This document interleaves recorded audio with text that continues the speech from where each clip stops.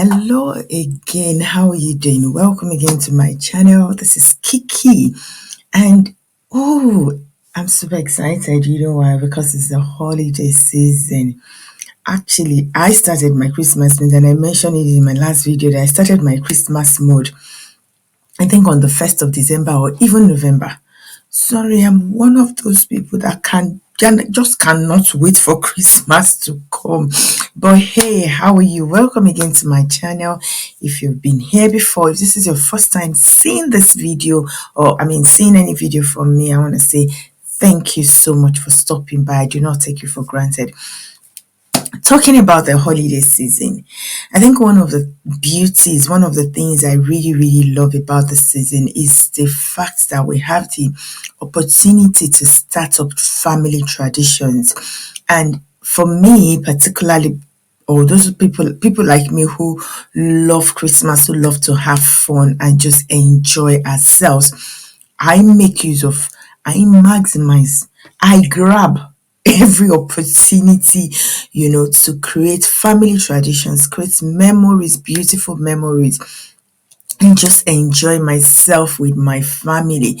And so we're going to be talking about family traditions, and trust me, establishing family traditions might not be exactly easy, particularly when the children are beginning to grow, they're of certain age, when they have their own plans and they can do their own thing, right?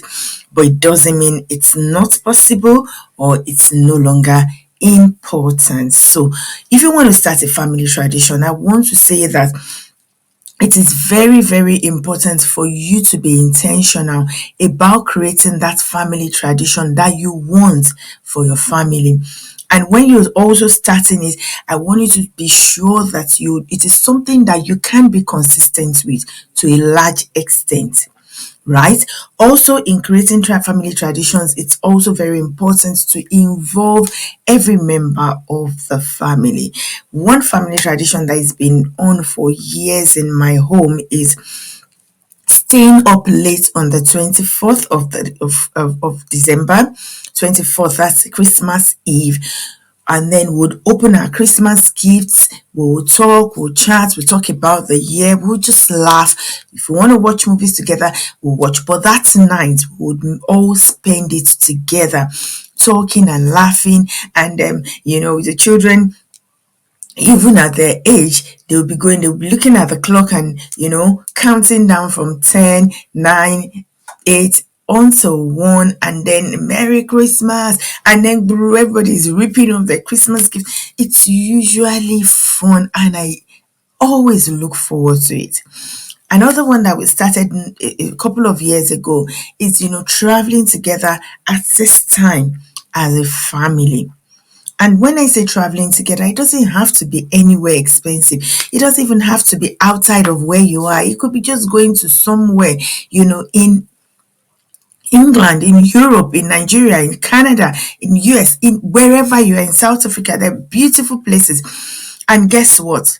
Social media has made it so easy for us these days, such that you can find a lot of things. So you just type in fun places around, and you see places pop up. There was something I watched on Instagram, about holiday destinations in Nigeria. I could not believe it for the life of me that we have such beautiful places to go holiday in Nigeria.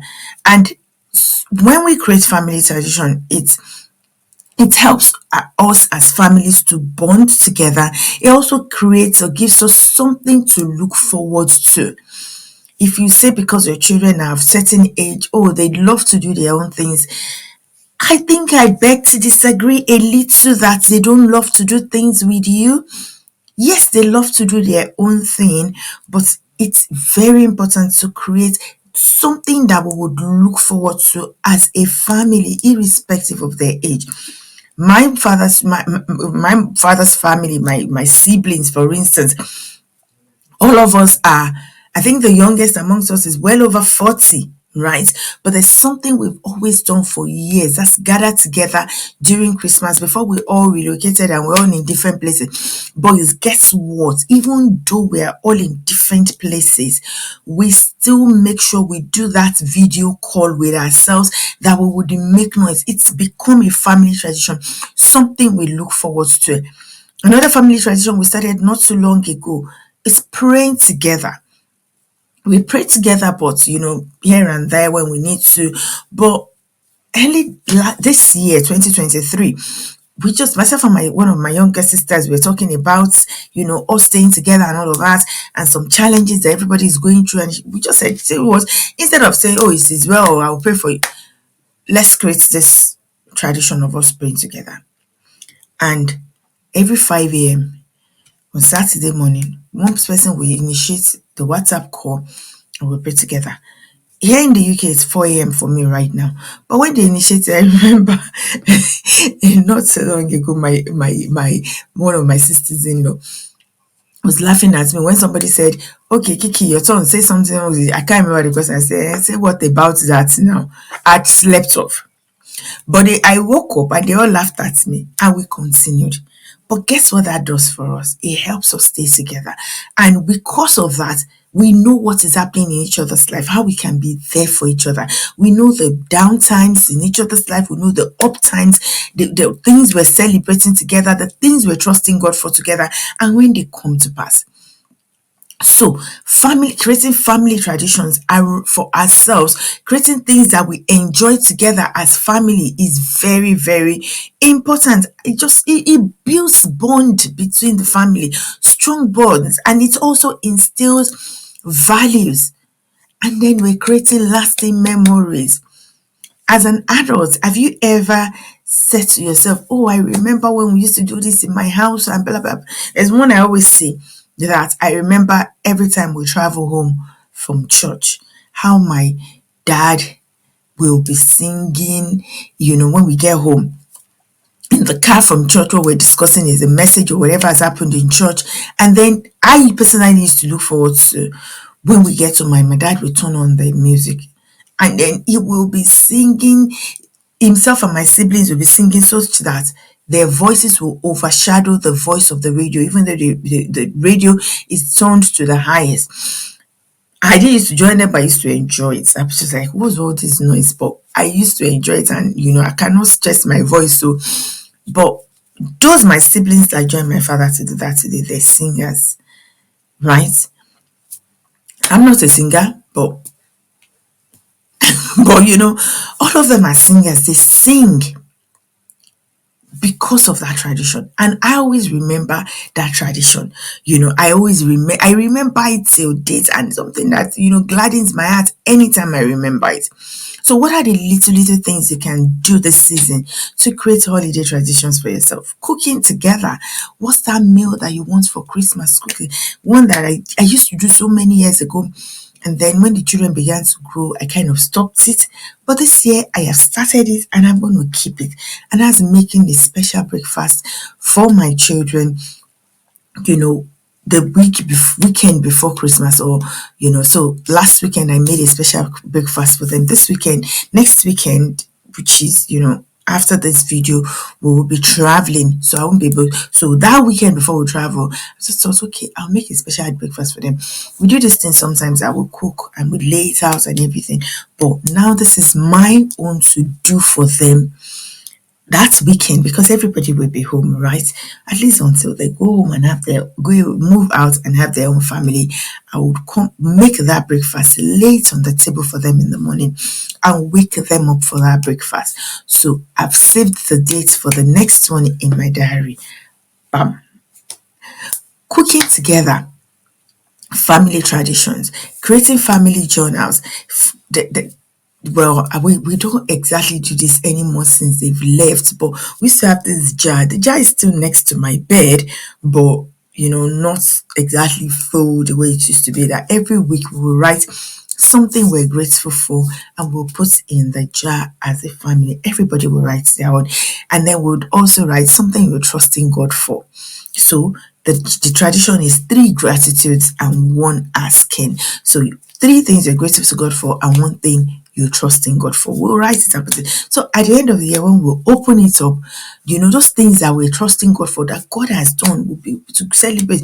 And the things that are still remaining, we can look forward to them again. But we'll now focus on the things that we're grateful for throughout the year. Also, doing random acts of kindness with your children. Just walking on the street and random acts of kindness, depending on where you are. It's very cold right now, so probably will not want to walk on the street so much. But random acts of kindness, or showing your neighbor how much you love them. Get a pack of card. Here in the UK, cards are like, you can get a good pack of card for about £1, and I'm sure where you are, you can get those, small packs of cards and just share it. So right now, this week, we're going to be putting cards in our neighbors' letterboxes. We are usually the first people to do that on my street, and we do it for everybody on my street, whether they do it for us or not. And one year I did it, and I said, from all of us at number 10. And guess what? Another neighbor sent it back to us and said, did their own, put all their names and sent theirs to us, put it in a letterbox and said, it would be good to know your names.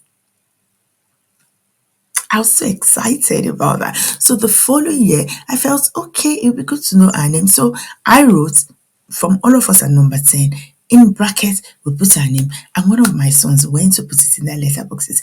I've got one for this year already, and we're going to be putting the letterboxes tomorrow.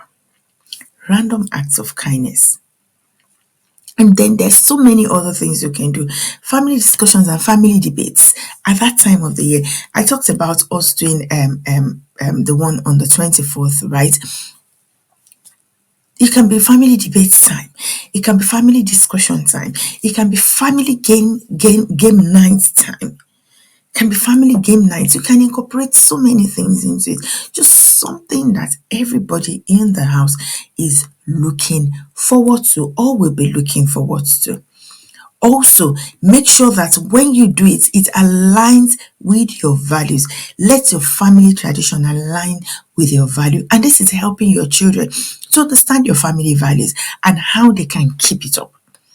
If, for instance, one of your family values is honesty, integrity, when you're playing the games, everybody has to be honest. I think I used to cheat. But when I cheat when we play these games, I cheat openly so that they say that I've cheated. And then they will make noise and say, oh, mom. I say, hey, what happened there? Okay, sorry, I'm sorry.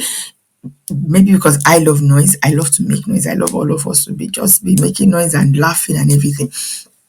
Or play games that they can win. And then they're excited that they've won you. Play games that they can teach you to play.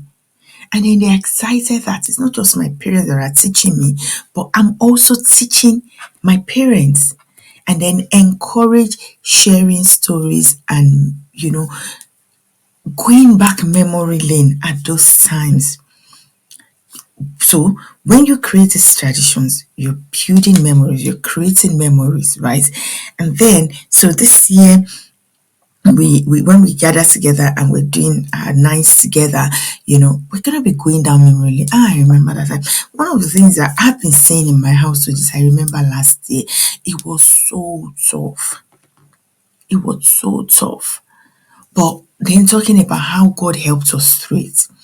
So sometimes the memories you talk about might not necessarily be those pleasant moments. It can be those moments when things were tough, those moments when you didn't get it right, and how you got it right. It's still part of memories. One of the mistakes we make is trying to be sure that all of the things we remember, all of the memories are just so sweet and pleasant ones. It doesn't happen like that. It cannot always be sweet and pleasant. There are some moments where we have to learn. There are those memories we create when we learn, and we things happen, we learn from it, and those times are memories as well, good memories as well, for us to go over and over, talking about what we learned, what we could do better, what we have been doing better, and how God has come through for us. I said this at the beginning. Another very important thing is consistency. You have to pick up something you know you'll be consistent with. So if, for instance, I've said that I want to be doing a special breakfast for my family the weekend before Christmas or the weekend before we travel, I gotta be consistent with that because they will be looking forward to it. And when I begin to have grandchildren, I'll probably be taking it to their houses, right?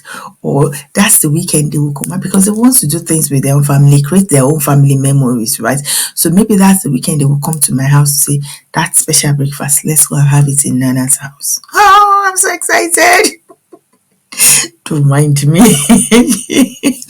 So finally from me today is building family culture during the holiday is about building, developing, on getting better understanding of your family values, your then developing traditions, sharing experience, and making sure you just enjoy your family life with your children. That's me today. My name is Kiki, and I'll see you again, I think next year or maybe before then. But if I don't see you before the end of the year, this is me saying a very Merry Christmas to you and yours.